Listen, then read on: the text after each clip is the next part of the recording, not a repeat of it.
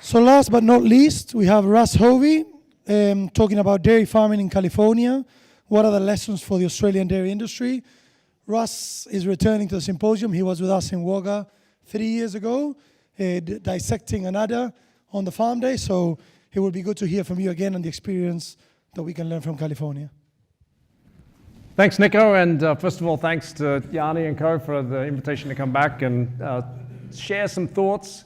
And in particular, so I'm an expat Aussie, if you, hopefully my accent is revealing that. But I live these days in California, have done for the last 10 years. And one of the things that I do every morning when I go to my computer and read The Land or the Queensland Country Life is reflect back on what the things are going on in California and how that relates to the Australian dairy industry.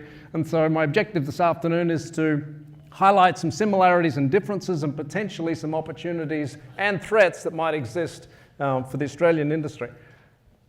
So, as I said, here we are in the east coast of Australia, and in particular, when you now take a look across the Pacific and ask the question, okay, so how big is California and where is this dairy industry distributed? You can pretty much see that here we are on the west coast of the US, but in particular, if we then go ahead and reverse California, and by the way, I should mention that my wife says that California is about close as we can be to Australia and as far away from Washington, DC as we can be. Superimpose the two, you can see that pretty much we're talking about a state that spans the east coast of Australia, and there's more similarities than that. In particular, you can imagine that in both cases we have sort of at the upper region, there's the alternative types.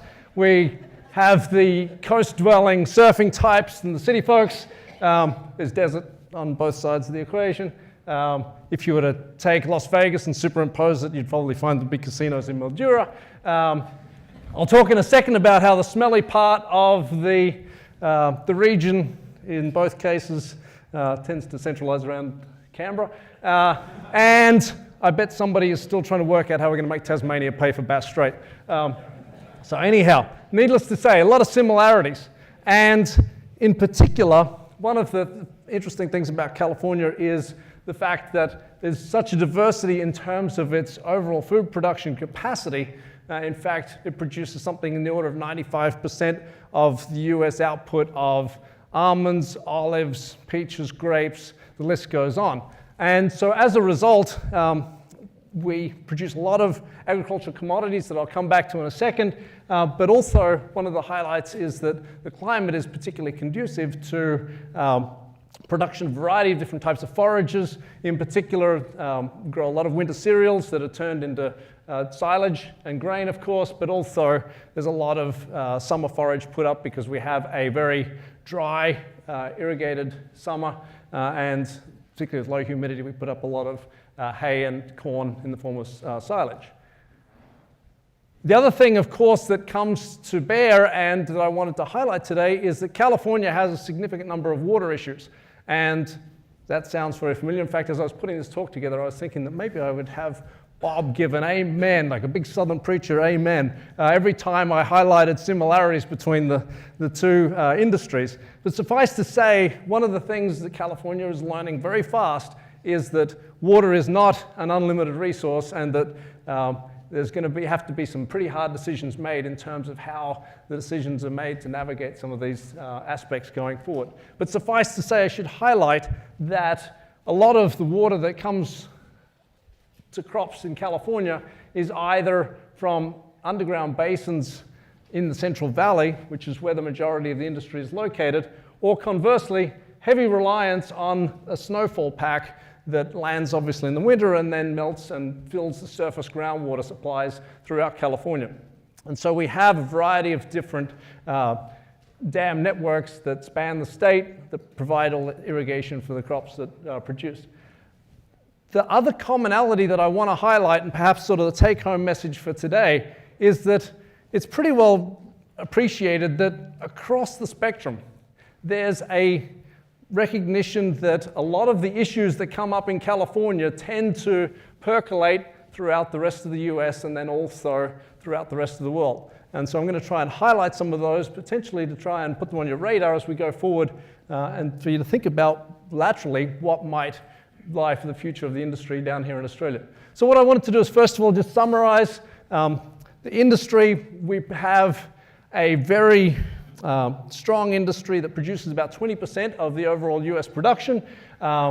We have approximately 1,370 farms in California producing that 20% of the US milk output. The majority of those farms are intensive operations that I'll come back to describe in a second.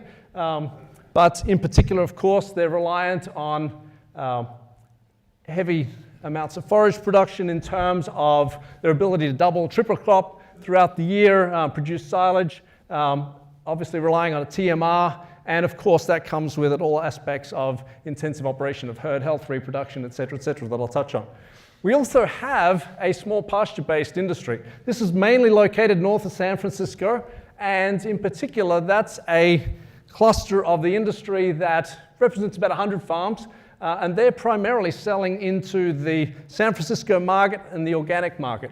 And it's a much more cool climate on the coast compared to the heat of the Central Valley. And so it's worth noting that that exists, that has similarities to aspects of the industry here in Australia. The upshot of all of this is that the industry is heavily capitalized, and so as a result, it relies on high output, and so the typical herd size in California is around about 1,300 cows at the moment. The herds can be up to 10,000. That number varies a lot, but as I said, we have large herds, and typically they're consolidated land base representing roughly about 4.3 cows per acre, give or take.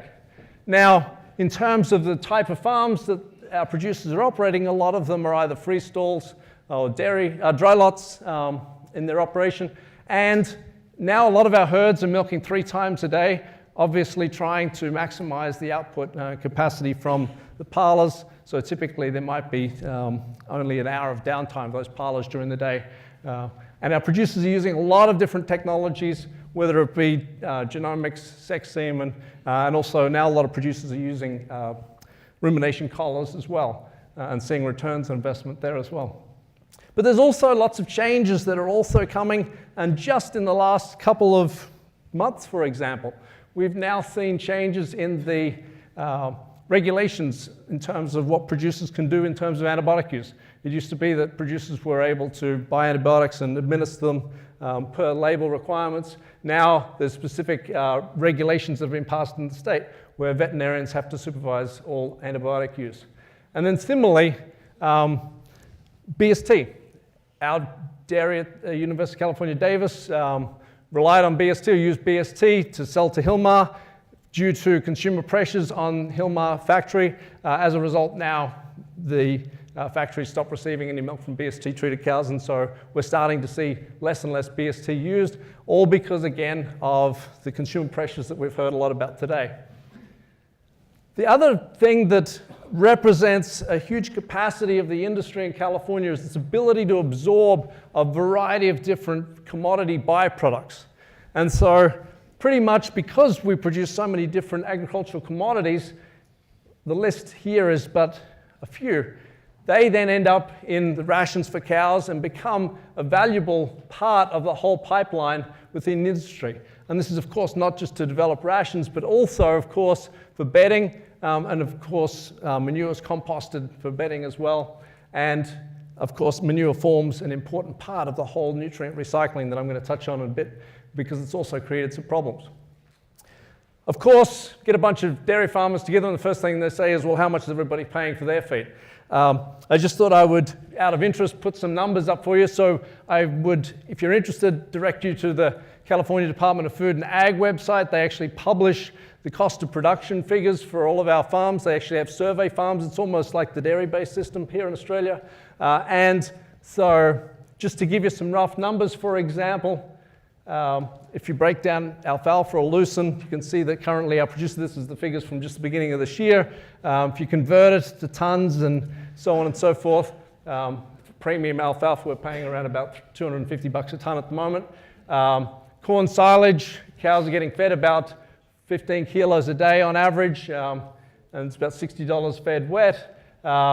Distiller's grain, $74 a ton, and Whey is another important part of the feed system, and so that's being fed out at 33 bucks a ton. And you can see all of this data on the website. Corn, of course, is an important contribution, about 200 bucks a ton at the moment. Cottonseed and canola and custom mix and so on. So this is all part of a TMR ration formulation. The cows are going on. Ultimately, the feed as fed is around about 150 bucks a ton, and they're getting fed about 43 kilos wet a day. The take home from all of this at the moment is that the cost of production means that about 50% of the cost of producing milk in California is going into feed. And so the price that producers are being paid at the moment is around about $16 per hundredweight. And of that, about $8 is going into feed, and the rest is left to try and make up the difference. But I should point out that where feed is the main cost, we're pretty much looking at a distribution like this of current costs in terms of labor, operating, and so on. And as I'll highlight in a second, it's been a pretty rough, almost near now a decade for producers in the state of California, sort of reminiscent of some of the challenges that have been going on here in Australia. One of the things that often comes up is labor. How does it work, and or what are some of the variables? Well, one of the things, of course, is that we have an important migrant labor population. That is something that has strengthened in terms of the cost or the rate that migrants are being paid for labor in California. And so, in fact, the average income for a milker in California is around about $16, $17 an hour, around about $35,000, $38,000 a year. And it's become a real challenge, though, because producers are having a hard time keeping employees, because one of the things is it's now become more competitive industries such as almonds. And so as a result, between competing sectors, increased use of contractors and so on, labor issues have become a major challenge for our producers, again, not unlike we see around the place. But I mentioned that it's been challenging for the last 10 years, that time that I've been in California. Some would say maybe I was the cause of the problem since I moved there. But suffice to say, there's been a lot of different variables that have played into the last decade, and it's just been one thing after another. And again, I think it's reminiscent of some of the challenges that have happened here. First of all, milk prices have been extremely depressed, so I actually tried the best I could to convert dollars per hundredweight to cents per liter without doing exchange rates and so on. But you can see that the price that's being paid for producers on per liter basis is south of 40 cents a liter for the last several years. At the same time, we had a period where the price of corn was dramatically elevated thanks to the bioethanol policies, and so as a result, input prices were up significantly. But we also had a period where there's been increased threats such as regulations that I'll talk about in a second, but also, of course, we went through a significant drought. And again, I'll talk about the implications of that in a second in terms of policy going forward. So what have we got that maybe the industry here could learn from in terms of some of where we've come from and what some of the challenges have been? One of the things is regulation. California has more regulations than people, it seems at times. And historically, we've gone from having issues regarding groundwater contamination with nitrogen runoff. And so, in fact, historically, there's been significant amounts of nitrate accumulation in groundwater as a result of excess fertilizer application and so on. Well, now as a result, our producers have to file a nitrogen management plan. This is managed regionally, and as a result, it has to balance and justify the amount of nitrogen that producers are applying. It has to be signed off by an agronomist, and it has to be filed with the state through these regional boards in order to make sure that nitrogen levels aren't potentially leaching in through the soil. So one more thing that the producers have to deal with. And again, I think that's something that maybe is worth noting at this end of the equation. The other thing is air quality. California has historically had significant battles with air quality, in particular because it's located in the Central Valley right up against a mountain range. There's been significant challenges over time with all sorts of smog that you're familiar with in terms of history, but that's a function of both ozone and particulate matter. And now there's regulations that producers have to meet in order to make sure that there's everything from dust suppression, and in particular now we're starting to regulate things such as methane that I'll talk about in a second. And in fact, methane is the current target of the California government. And in fact, it's just been signed off, a specific bill where the target is to reduce the methane output in California by 40% below 2013 levels. Well, the dairy industry was one of the prime targets of this regulation, because in particular it was linked to smog formation and global warming, greenhouse gases, et cetera, and so what has just been released the other day is funding to help support 40 new digesters in California. The prediction is that we're going to need about 110 methane digesters to convert methane captured from lagoons to fuel the electric grid. And this is all going to have to rely on either producers putting up capital and or working with private equity companies and or electricity companies to try and make this happen. But it's a challenge, and it's really going to put a lot of producers in a really difficult spot, particularly in a challenging time at the moment. And then looking ahead, the other thing is that air quality nitrogen oxides are also linked to smog formation. Well, now more and more we appreciate through research, which I guess is helping to uncover the problem, that in fact through fertilizer application and or through silage, there's now more smog forming pollutants coming from dairy farms, and so guess what? They're probably going to be a future target as well. And so here you can see in the Central Valley the amount of excess nitrogen oxides that are being produced. So all challenges that are being pressured from society to make change. And then lastly, water. Water is equally under threat, particularly after we came out of the last 5-year drought. But the fact of the matter is that now we've got this battle between society and all of the people, particularly living in the large cities, trying to all access fresh water that's coming off the snowpack or from the underwater basins, and pretty much there's efforts to try and channel water down to San Francisco and LA so people can have enough to drink, and our producers are going to be left saying, okay, so what about us?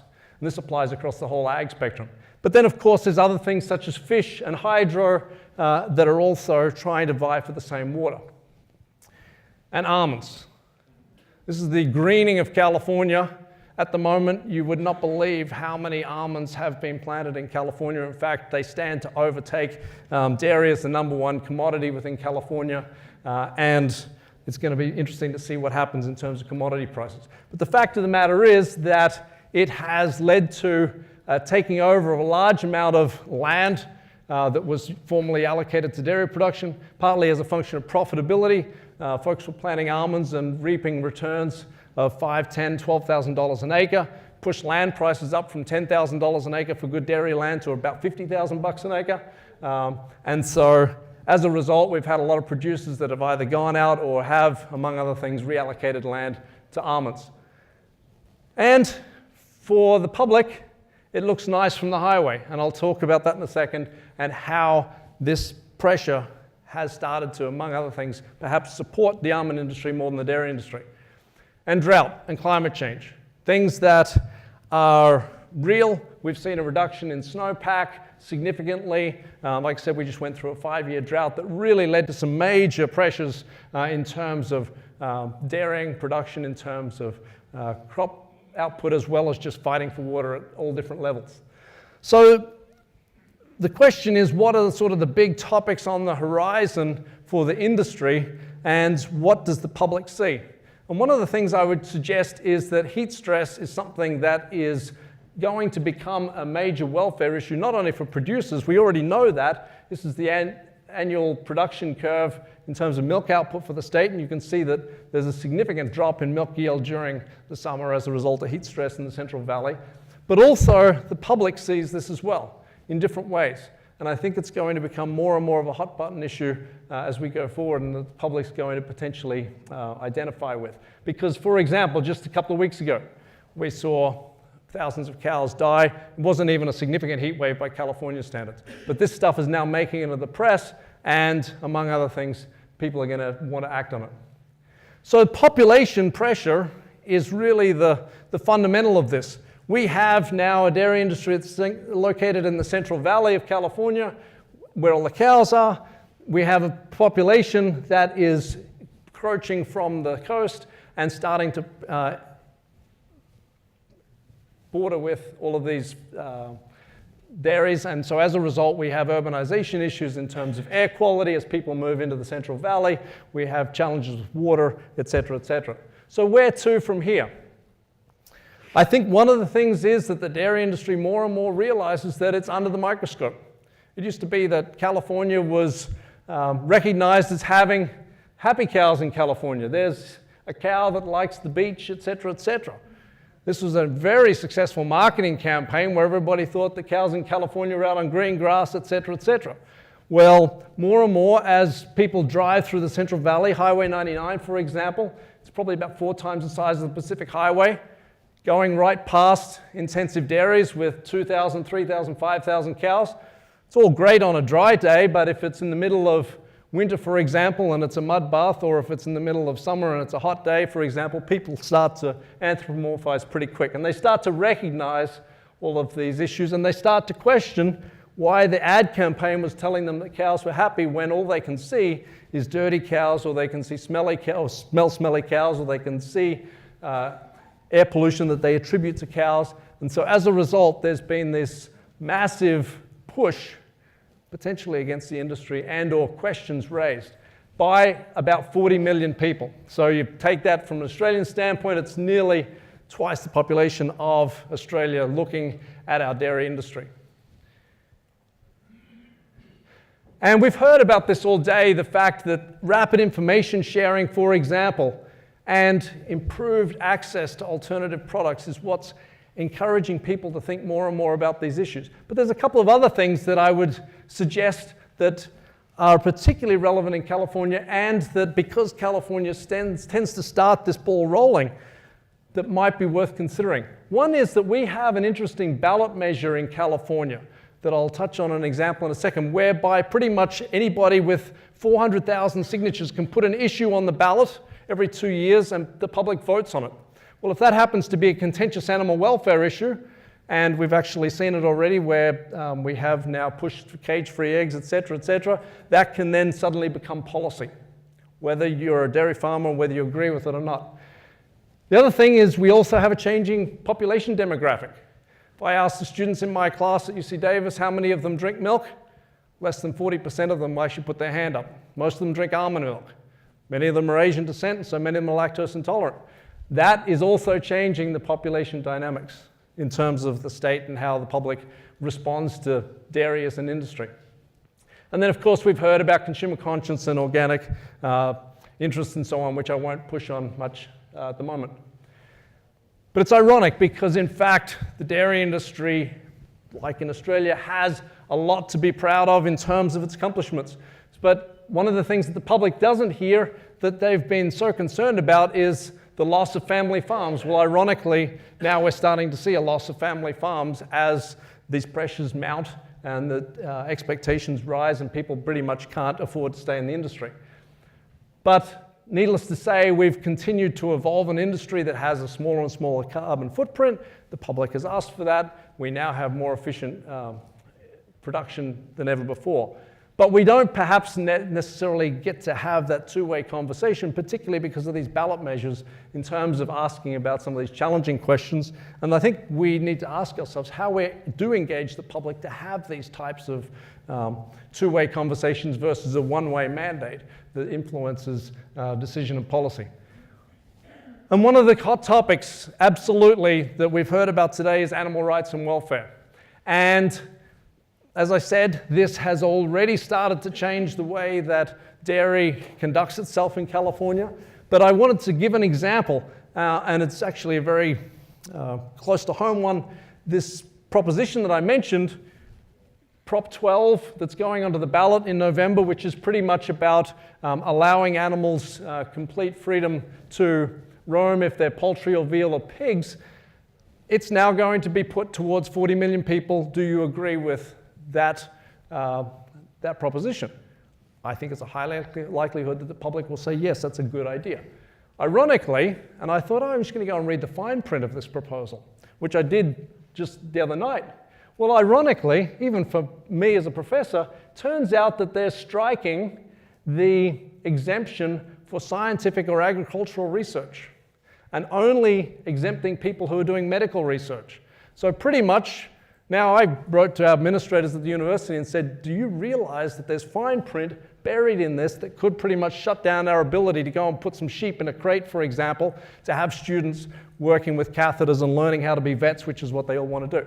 So the point is, as we've heard, the public doesn't necessarily get the chance to be exposed to all of the fine print, and these have backings of the Humane Society of the United States, for example. There's huge amounts of money being sunk into this, and I would challenge that maybe there needs to be a real big pushback. But I think the question is, what next? I think the time's going to come where people are going to start expecting that cows in free stalls have certain amounts of space, or that maybe the cows need to be milked at a certain amount of time before they bag up. Biosecurity, something else when you have an intensive industry like this that's a significant threat. In fact, we've seen Newcastle disease break out in California recently, and I think the dairy industry is needing to think about this going forward, and it's something that needs to be considered as we think about intensification in general. Robotics is something that's been slow to take up in California. In fact, these young guys here, they just put in a couple of boxes down the valley. They're one of 2 farms. There was a horror story that everybody knew about, so everybody's been fearful of robots in California, and in particular labor has been cheaper. And so what we're starting to see is, as labor becomes more expensive, that there is now more and more interest, but it's all going to depend on financial outlook, because the fact of the matter is that there's just no spare cash in the industry right now due to a variety of different things. And then another place for opportunity is water use efficiency. James was mentioning about this, but in particular, I think we're starting to see, particularly in terms of cropping, a lot of use of subsurface drip irrigation, particularly after the drought. There was good government subsidization of these sorts of effort. Precision ag is going to see the same sort of thing. So this fight for water, again, dairying is trying its hardest to try and keep up, but I think we're going to sort of have to try and find a happy medium here. And then lastly, I would highlight that one of the things that is a real strength for the industry and an opportunity to learn from is we have a really good, energetic next generation of producers in California. They are advantaged in terms of being involved with FFA, 4-H. Many of our young coming generations are actually getting degrees in dairy science and business management, and also industry supporting this. And so things like Dairy Challenge is supporting our next generation of farmers if they stay in the industry. But lastly, the question is, what happens next? We've already seen the Californian dairy industry really struggle, to the point that in the last year we've lost around about 60 dairies out of about 1,300. A lot of those producers are in fact moving out of state because of the regulatory pressures, because of the land cost, because of a variety of different variables, and so that's been a tragic loss.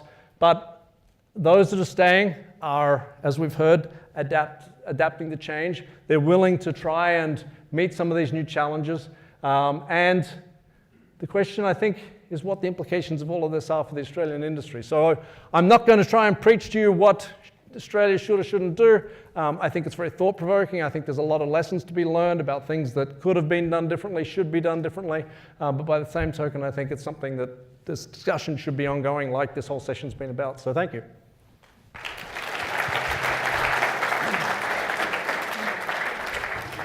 Thank you, Russ. So there's time for one question, probably. There's time for one question, probably. Or not. I'm standing between In the everybody back. in the bar. Yeah. As someone who has a keen interest in the almond industry and the massive plantings going on in the Murray-Darling Basin, and I guess pushing our water prices up, with the almonds going in California, is that going to tank the industry? The dairy industry? No, the almond industry. The Australian almond industry or the US almond industry? Oh, I don't The care. international almond industry. I wish I had planted almonds 10 years ago. I think the fact of the matter is there's going to be a lot of trees coming online this year. We had a drought and a lot of trees were behind, and I think this year is going to be a bumper crop, and I think there's going to be a rude awakening in terms of the price. A lot of this is all investor driven, which is another challenge for the dairy industry because a lot of the good ground is being bought up by investment companies. So it's not actually even producers so much as investment bankers that are actually driving a lot of this. So watch this space. Let's see what happens. I wish you well. Excellent. So thank you, Russ. Thank you.